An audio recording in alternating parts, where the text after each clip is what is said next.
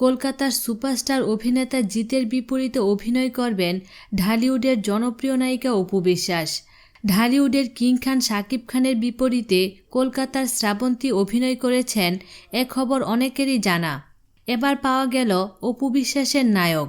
ঈদে মুক্তি পাওয়া হিরো দ্য সুপারস্টার ছবির পর নতুন ছবি প্রযোজনা করতে যাচ্ছেন শাকিব খান।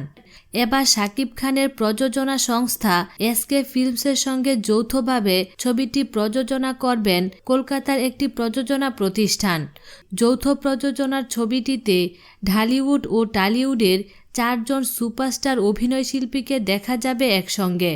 জানা গেছে, থাইল্যান্ডে শুটিং করতে গিয়ে শাকিব খানের সঙ্গে কথা হয়েছে কলকাতার নির্মাতা রাজীব বিশ্বাসের।